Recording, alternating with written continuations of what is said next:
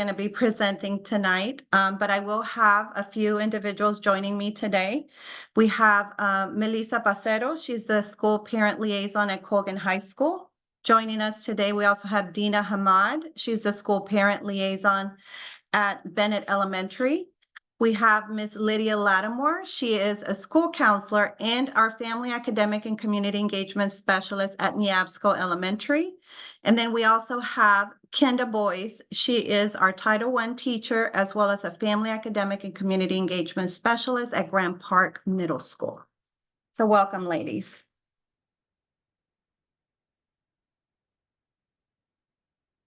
All right, so tonight's presentation is Family and Community Engagement in Prince William County Schools. So for today, I'm mainly going to just give you a short or a brief overview of the PWCS's vision and commitments. I'm going to give you a little bit of information about the Family Engagement Series. We're going to learn a little bit more about the School Parent Liaisons, our Family Academic and Community Engagement Specialists, which we call FACES, and speak a little bit about the community hubs. I also want to make sure we talk a little bit about the importance of family and community engagement and learn how you can get involved. When we talk about PWCS Vision 2025, this is often referred to as the North Star. This is what drives everything that we do in PWCS. Our vision is that every student will graduate on time with the knowledge, skills, and habits of mind necessary to create a thriving future for themselves and their community. When we look at the mission, although all are important, we're really going to focus for the sake of this presentation on the very first one, which it says that we serve as trusted partners in education with our students, families, and community. When we talk about our commitments, these are PWCS promises to our families, to you, our families, and our staff. So when we talk about learning and achievement for all, it really just says that it is our promise to provide academic excellence for all. When we talk about the positive climate and culture, this is the promise to provide a welcoming, supportive, and safe environment for all. When we talk about family and community engagement, this is our promise to build a collaborative, meaningful partnerships with you and our community. And then when we talk about organizational coherence, we're talking about a promise to align the team, the school division as one team.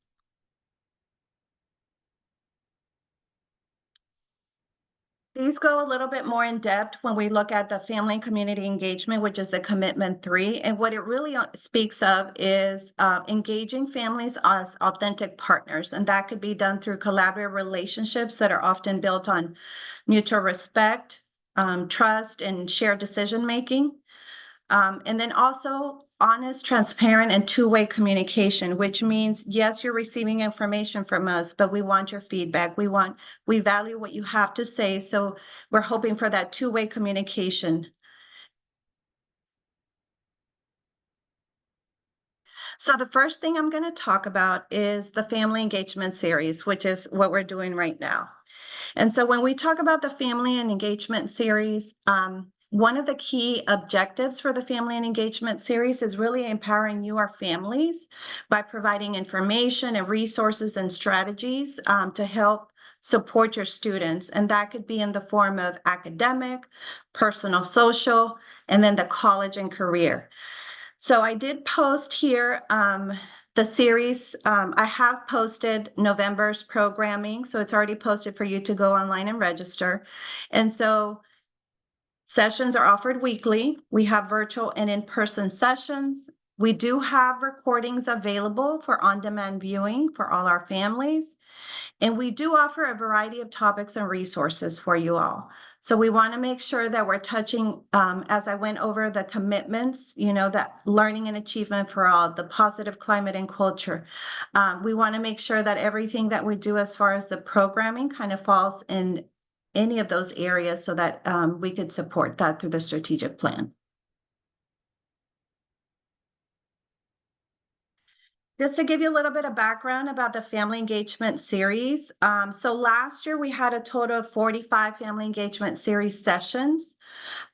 We do provide interpretation for all of our Family Engagement Series sessions. So part of the registration is a language accommodation survey just to ensure that we're providing information to all our families, and we're being inclusive of everyone. Our top languages that were requested last year were Spanish, Arabic, and Urdu. And then everything that we do as far as the family and engagement series is translated in all the essential languages. We did start recording our sessions in probably in late fall.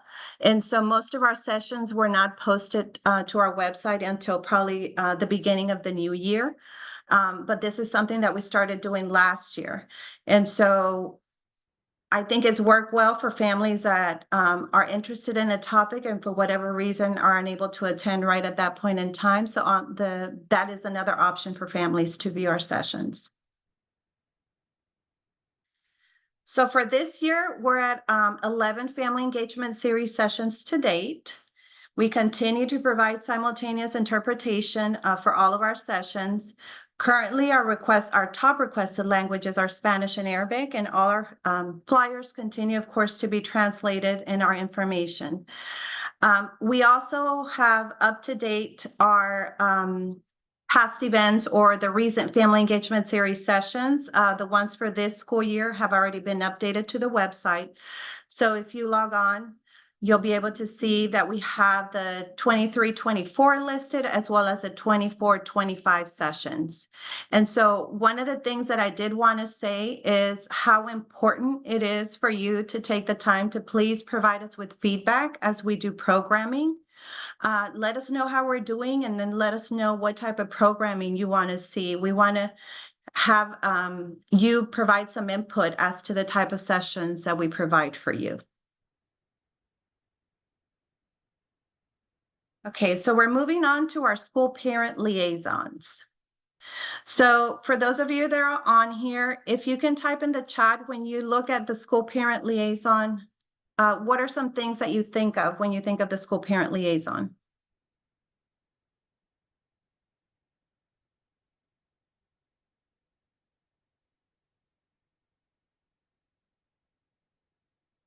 Anything come to mind when you think about school parent liaisons?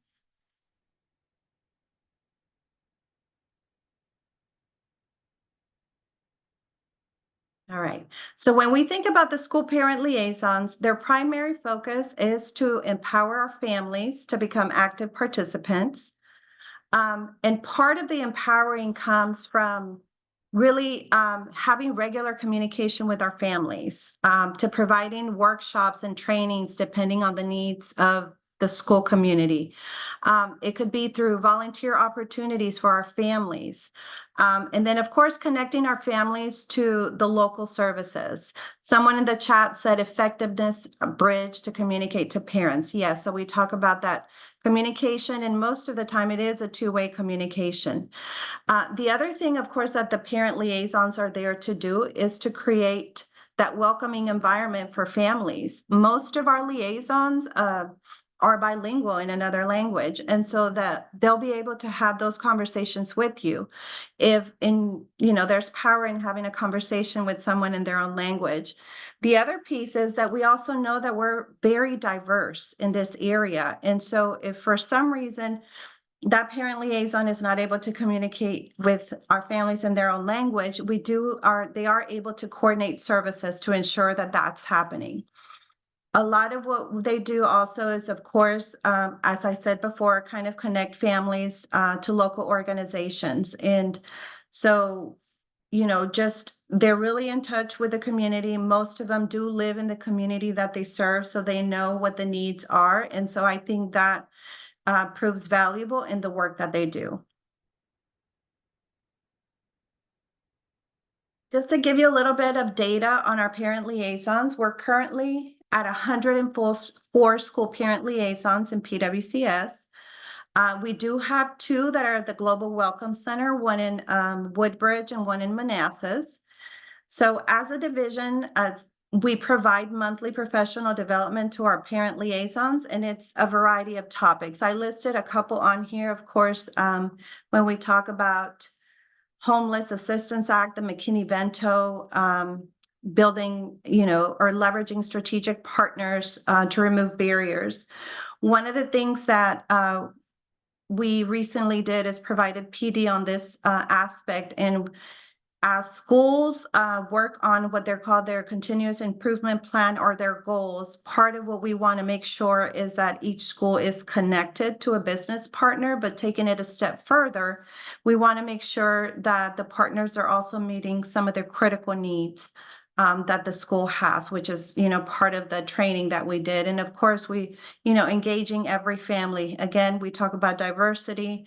Our families, come from all over the world. And so we want to make sure that we're able to, be able to connect with our families. This year, we had the opportunity to identify what we called our school parent liaison leads, which has been valuable for me in helping support all school parent liaisons. And so we have divided it into clusters. So we have a high school parent liaison lead, a middle school parent liaison lead, and then 3 elementary leads, which help me. They work collaboratively with me to help support all of our liaisons. And of course, we do have also a group in Microsoft Teams with information and resources, and always collaborative conversations are happening to kind of help support one another as well.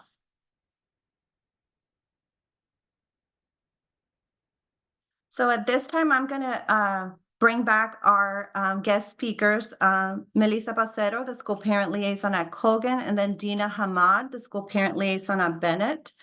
And I wanted to bring them because we typically get questions asked from the community. And so I really kind of did an overview and gave you some information on what they do, but I really wanted to take the time for you to hear from them as to what it is they do. So we'll start with Melissa. If you can describe the role of the school parent liaison in your own words, and what does it look like for you at Colgan? Hi, everyone. Thank you for being here. So as one of the comments say in the chat, that's what I was going to say. I see my role as a bridge between the school and the families. I try to ensure open communication and effective communication between the families and the school. And since I work in a high school, I help not only the families, but also the students to navigate, the resources and help them to navigate the schools. So that's what I do. I provide them with resources, and then I try to have the parents, aware of the children education. So like I said, it's I feel like I'm the bridge between the families and the school, providing the services and any help they need to feel welcome. Thank you. Dina, same question. Describe your role as a parent liaison, and what does it look like for you at an elementary school? A parent liaison for me, similar to what Melissa said, bridges that gap between the school and the parents or the families. I think it also helps to bring in community members. So it's about bridging that gap, bridging that support wherever we can in the school and outside of the school as well. For me at Bennett, since I am in an elementary school, it looks, I really feel like I'm the face of the school in terms of when parents walk in, they see me, they know I'm there to help them. There's a level of trust that has to be there that I've established with my families. I support them with resources, services. I support people within the school with extracurricular activities. And I also feel like it's important to support the events that are happening by bringing in the community members so that they're part of our school as well. So local businesses and creating partnerships. Okay, thank you. So the next question is, Melissa, what strategies have you found most effective in engaging families and communities? The most effective for me is the one-on-one.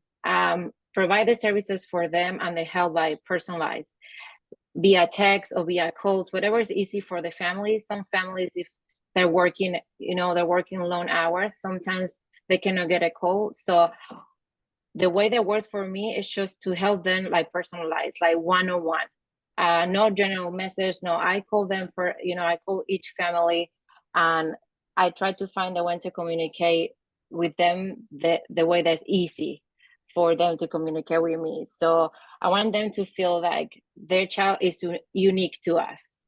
And each situation, it's special for us. So what it works for me, it's treat the parents like each situation separately. Okay. And Dina, the same question for you. What strategies have you found most effective in engaging families and communities? That face-to-face interaction, just being there in that moment, building that trust and communicating with them, really talking to them about how they're doing and what their lives are and what I can do to help support them. I think that is really effective. Also, being present in the events and being present in all the events and just being there, an active member of the community. And I do like to send out messages. I feel like that's effective, and send out just questions and answers to families, getting more information from them of what they're looking for. Okay. Dina, what are the biggest challenges you face in your role and how do you overcome them? I think the biggest challenges I face in my role is reaching the families that are hesitant to speak because they are new to the country or they don't really know how to receive services or support. So that would be the biggest challenge is really building that trust and that level of communication with them. Okay. And Melissa, the last one, how do you stay motivated and passionate about your work? The way I stay motivated, passionate about my work, it's seeing the impact we made. When I see the families that they trust us, and also seeing the students to trust us as well, and see that maybe in the beginning they were not getting engaged with the school, and now because we're following with the parents and we create this connection, you start seeing the change. That's what it keeps me motivated. Seeing the change, seeing that the work we do, it can make the life of a student different of what it was. That's what it keeps me motivated. Also, like you were mentioning, helping from other parent liaisons. We always communicating, supporting each other, sharing ideas. That one sometimes it made me think, oh, okay, maybe I can do this way or different way. So it's a lot of motivation. It's a lot to do. And that's when it keeps me motivated with my job. Thank you. Thank you, Melissa, and thank you, Dina. You're welcome. So now we're going to talk a little bit about our Family Academic and Community Engagement Specialists, which we call FACES. When we talk about our FACES, their role is similar to the school parent liaison. However, their main role is to serve as a liaison between, of course, our students, our home, our schools, and our community. And they're really there to provide support and information for families to help support their child's learning at home. Most of our FACES are either teachers, they're school counselors, or school social workers. So they do have an academic background so that we're able to ensure that as events are happening at the school, that there's an academic component embedded.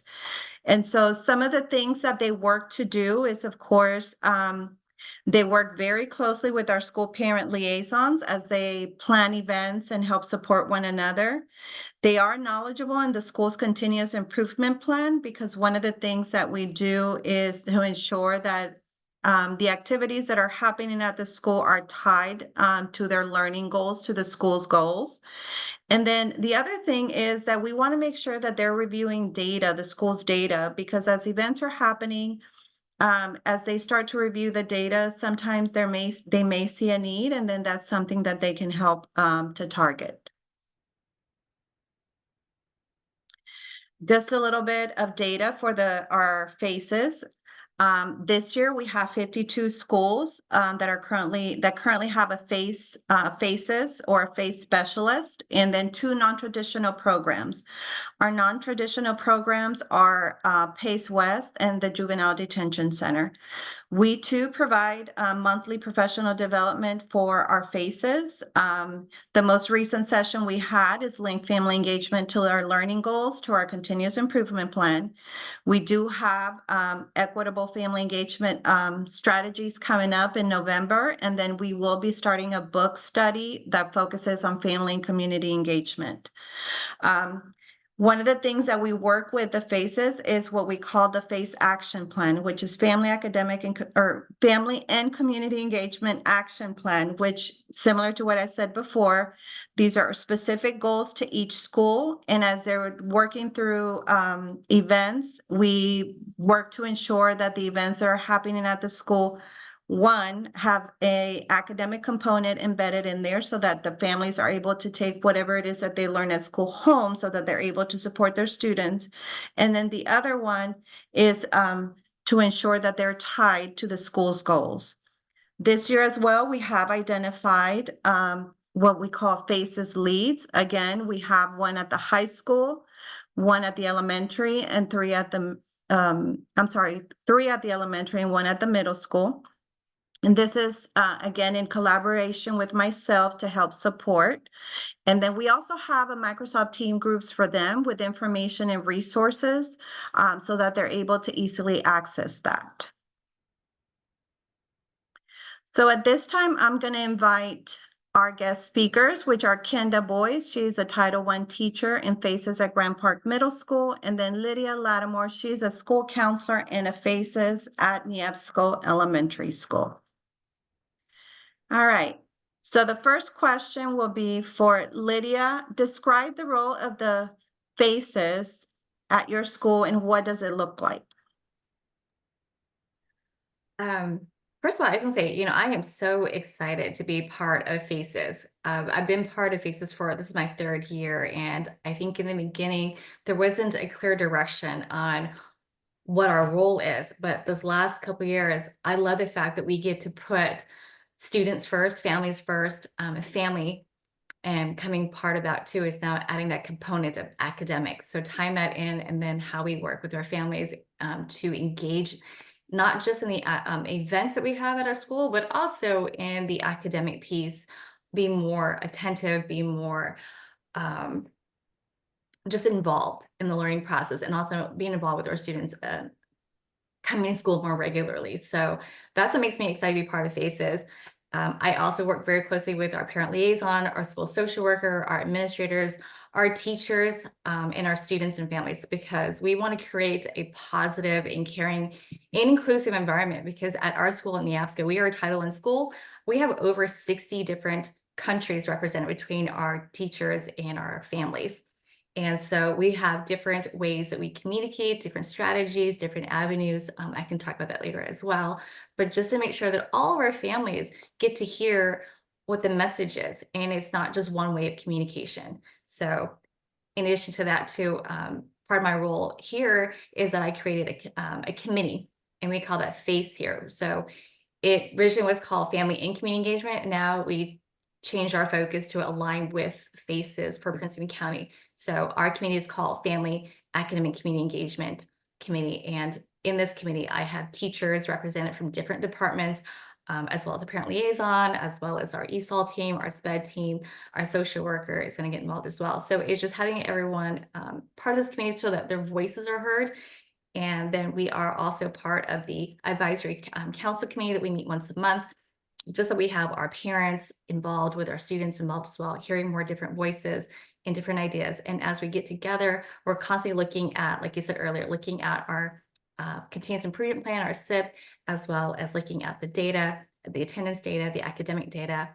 How can we create an event around that? What are the lead-up events? So in part of our community too is we run the different checklists and different logistics just to ensure that we are doing our part with fidelity.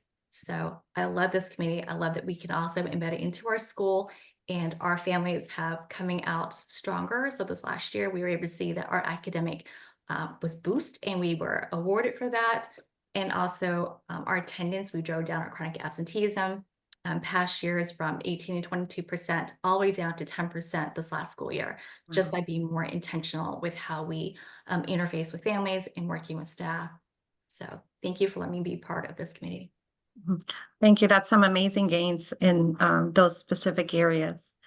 Kenda, same question for you. Describe the role of the FACES and what it looks like for you at Grand Park. Well, as the parent liaison said, I am bridging that gap between the families and the school to make sure that we're all on the same page, that we're doing what's best for our students. A lot of what we do is the same thing that Lydia talked about with hers. I am an active member of the leadership team.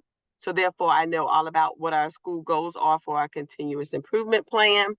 I work with the counselors, I work with the teachers, I work with the administration. So I'm constantly meeting with everyone to make sure that we're aligning what we're doing to meet the goals of the school. We also, in the CLTs, we review the data to make sure that the students are being successful. And then I have the family engagement events that also align with what the data says that we need for our students in order for them to be successful. Thank you.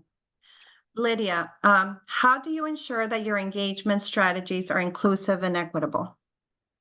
So we have the committee, and in our committee, we have our parent liaison to ensure that the translations are available. We also utilize school status, which translates all of our upcoming events and meetings and information in their home languages.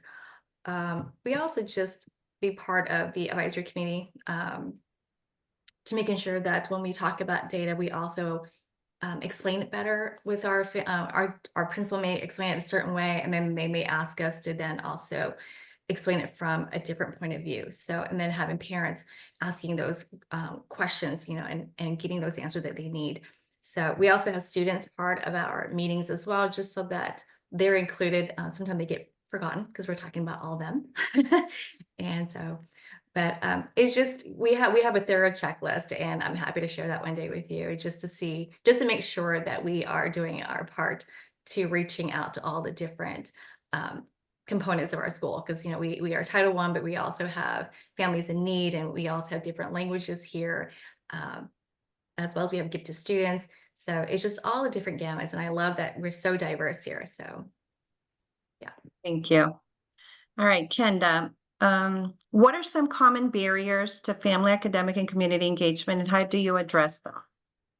So the two major barriers have been language barriers. So we do make sure that we have parent liaisons there at our family engagements. They're the first ones that the families see when they enter the building, that are there for them to talk to them. We also make sure that we send things out via school status, but we also send things out the flyer, and we go around and talk to the kids to make sure that when the flyers do go home, the kids know what the flyers are about so they can have that conversation with their parents.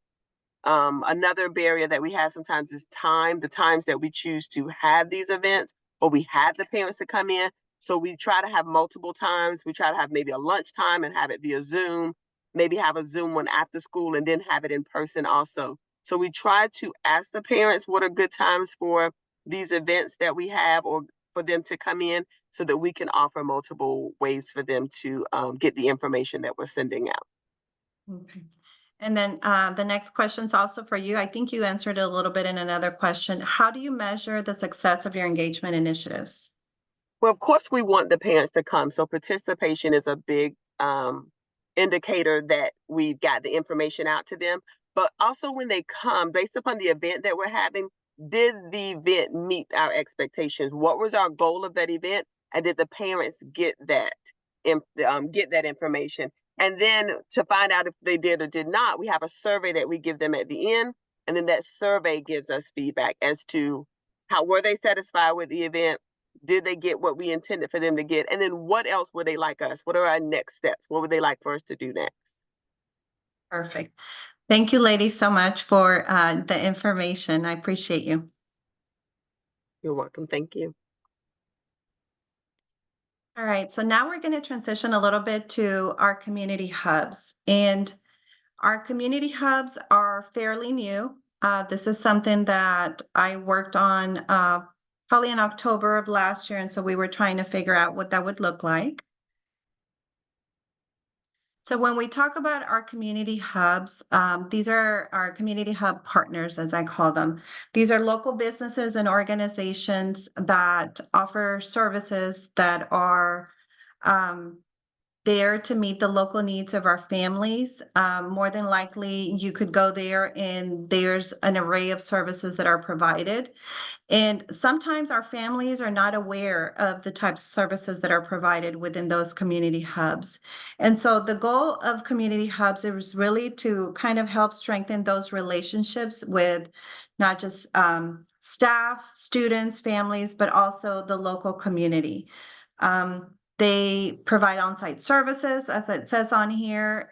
Some of them offer their space for us to host events or, come and hold some type of social events. Many of them foster, of course, the sense of belonging and well-being. And then above all, they help strengthen our family school partnerships.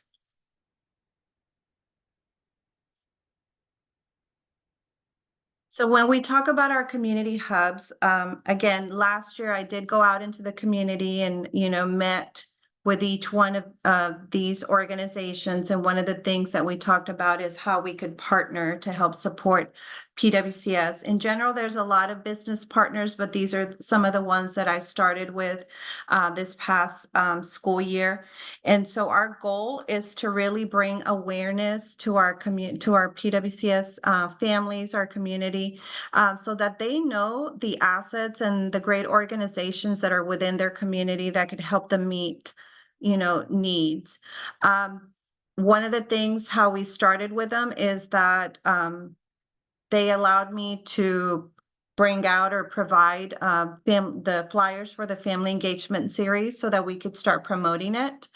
On several occasions, I went out, specifically thinking at Todos Market, and I took a couple of the parent liaisons with me, and we passed out flyers just to really bring awareness of the partnership that we had with that particular community hub, but also awareness of the family engagement series and the programming that we're bringing to families to, help empower you all so that, with resources and information so that you're able, to help support your children at home.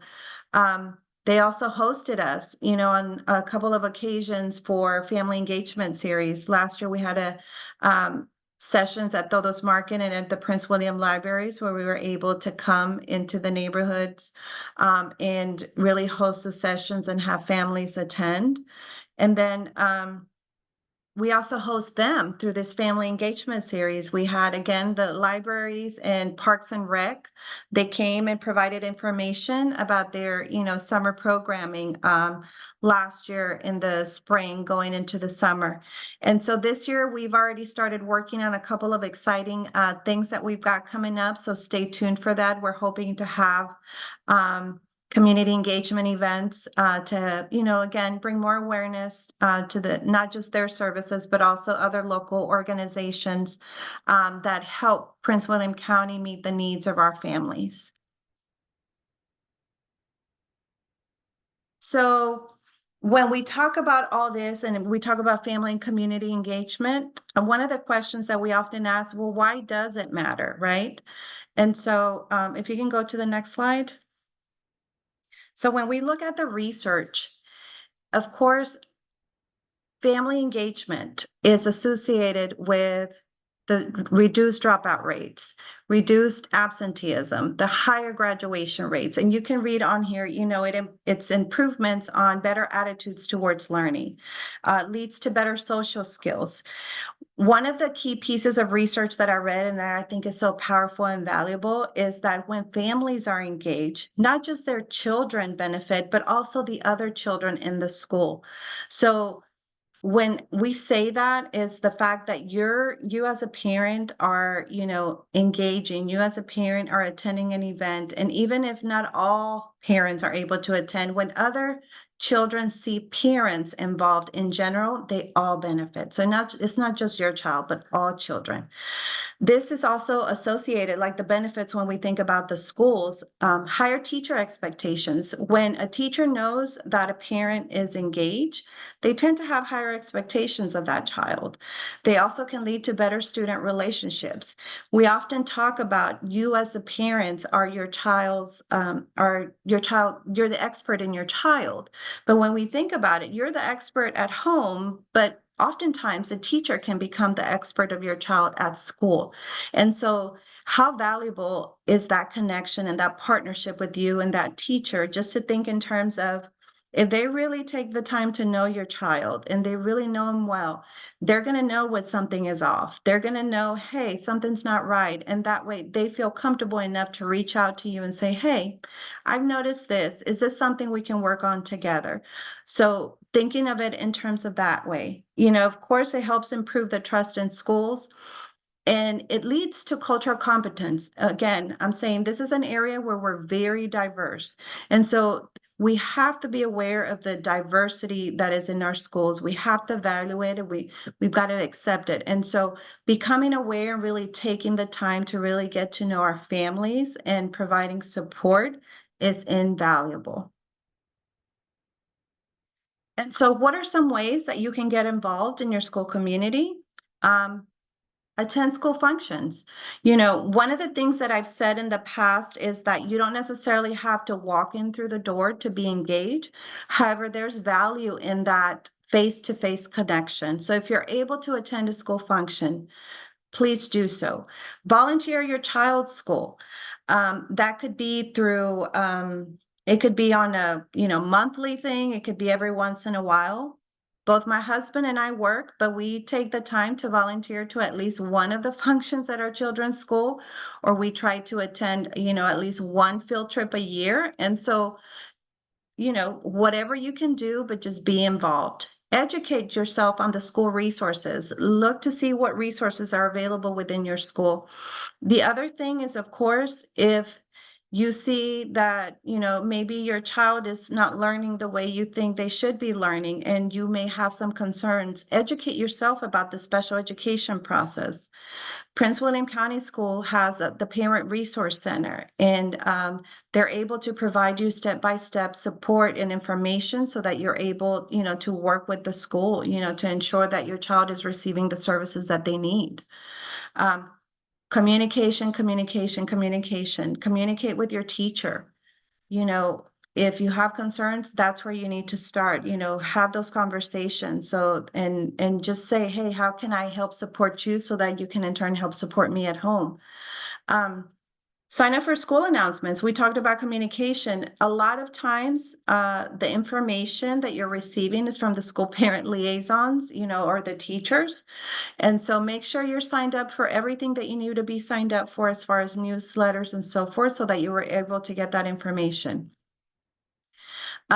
Seek outside assistance and resources. That's another thing that the school parent liaisons are able to do. They're able to connect you with, local agencies or resources within the community.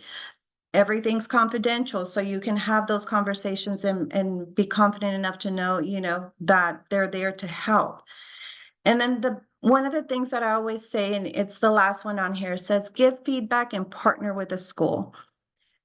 Feedback is important because it lets us know how we're doing, but it also gives you a voice to let us know how we're doing and what you need from us.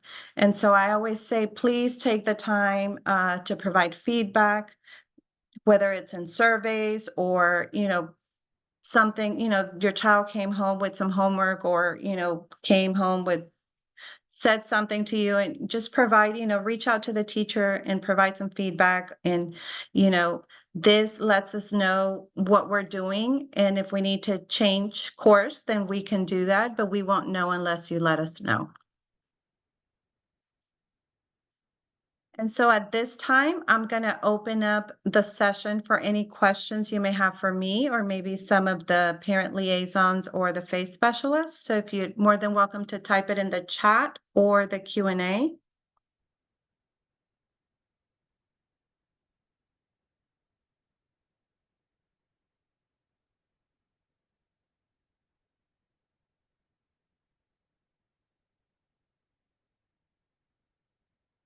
All right, I don't think I see any questions. At this time, we will go ahead and post our survey in the chat. Please take the time to give us some feedback on how we did.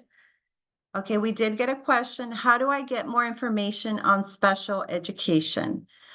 So what I'll do is, there is a website, and let me go and look at it really quick.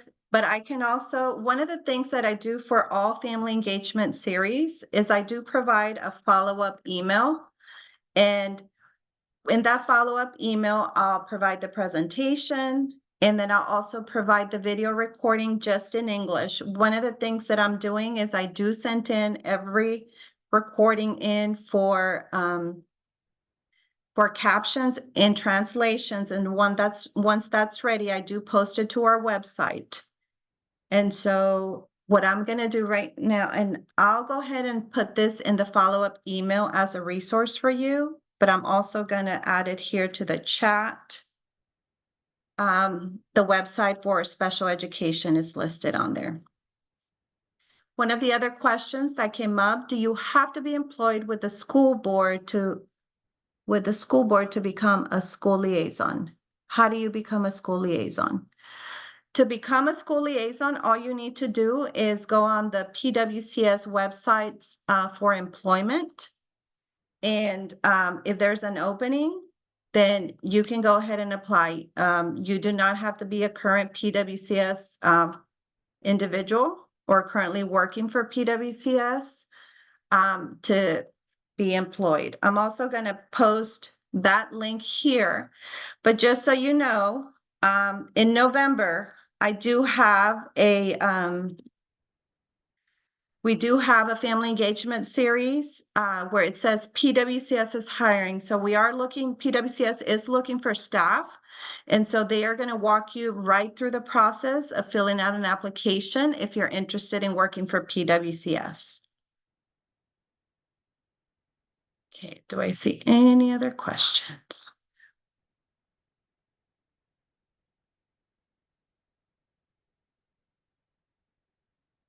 All right, well, thank you guys so much for joining us this evening. Thank you so much to our guest presenters. I appreciate you coming on and speaking about your roles of school parent liaison and FACES at your school.